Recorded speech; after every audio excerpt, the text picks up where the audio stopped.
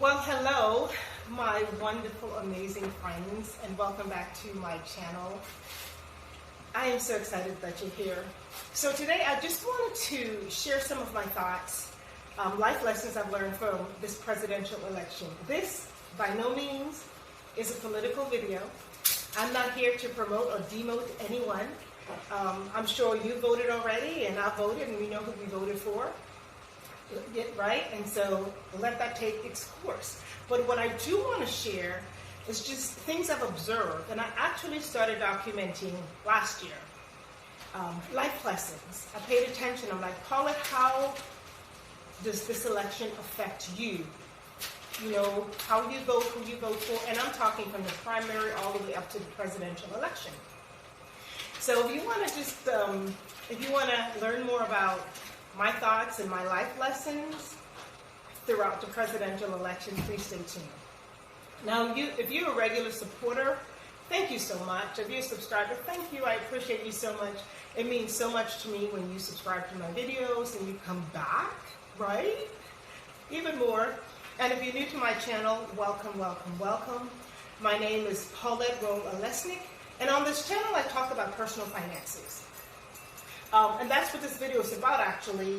The lessons that I've learned from the 2020 election, I paid attention to how it would affect my money, and hopefully you get value from this and see how will it affect yours. Because at the end of the day, I'm responsible for my bank account. So neither President Trump nor President-elect Joe Biden is responsible for my account, nor will they put any money in my bank account. So let me talk about some lessons learned. First lesson I've learned is that I notice Americans preference people over policy. Has it always been this way? I don't know. I have not always been in America. I've not even always paid attention as closely as I have in the last 4 elections. But I notice in this election, Americans have preferenced people over policy. Why do I say that? Because it looks like if the results continue as it is, or it remains as it is, as they announced yesterday, we will have a Republican Senate. We would possibly have a Republican House of Representatives, or it might remain the same. Do the Republicans have great policies? It depends on where you are, but there are some great policies in place. But even many Republicans must have voted for Joe Biden and Kamala Harris, even though they voted for Republican representative. So that makes sense. So it says to me, they want their policies in place. They stand for what they believe in, but let's vote for people first. Let's vote for lives first. Let's be civil first. And maybe we'll come back to the policy. I don't know if that makes sense to you, but this is what I get from it. That's my takeaway. Please let me know in the comments below what you think. Are Americans voting for people over policy, or policy over people? Just share with me your thoughts. Okay? This is not funny, but this is true, and I hope you don't take offense. But I've learned that President Donald Trump is not the devil, and he's not the child of the devil, as many people and many memes have suggested. He is who he is, and he was elected fair and square by Republicans in 2018. It is what it is. So he is not the devil. I have tried to disregard those emails, texts, and memes, just, putting him down in that way. He's also not the savior of the world. He's not the savior of America, as many of my other counterparts have suggested. That Joe Biden, he's not a socialist. I've had to do a deep dive into that. And what does that mean? Because I've had friends from other countries who actually came from socialist countries. And I think many of you who know me know that I have traveled a lot, and I've traveled the world. So I've been to countries, I have friends. Joe Biden is not a socialist. Why do I say that? I have many friends in countries of dictatorship, right? I have friends from countries and have just hung out with people from countries where there's true dictatorship. And I've had conversations with them over the last 6 months, asking them what is socialism? What does it really mean as you've lived it in your country or your parents, grandparents have lived it? And I don't see that at all in President-elect Joe Biden. So I've learned that. And I've also learned that I don't think I know what the word socialism means. I just find that I better not say, I don't want to be ignorant, but I just find that word being thrown around. And I've asked a few people on both sides.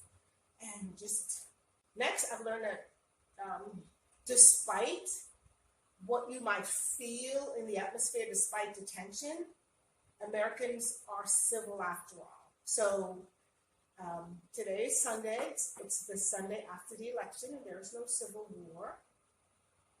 I'm sure many of you that are of color, you might have gotten videos and memes and texts and people prepared to kill us. And they're preparing for a civil war if President Donald Trump was not reelected in office. And truly, I was afraid, and truly, I am still on edge about that. I'm still on edge about that. Is it too early to tell? I don't know.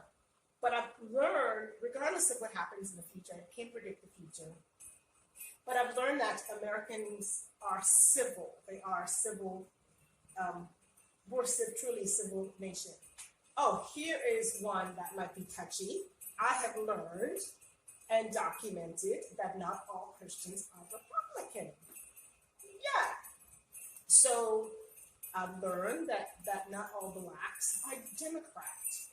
So this is it, it seems that across the country, many Christians vote for Republican typically, and blacks vote Democrat typically. So paying attention to that, and I'm like in the middle, right? Because I'm a black person, and I'm a believer, I'm a Christian. So many people don't know how I voted, and many just assume. They think, oh, she's black, she's going to vote for the Democrat. Oh, she supports Black Lives Matters. Well, duh, I'm black. My life matters. So yes, do I support the organization, the initial organization? Yes, I support the original organization.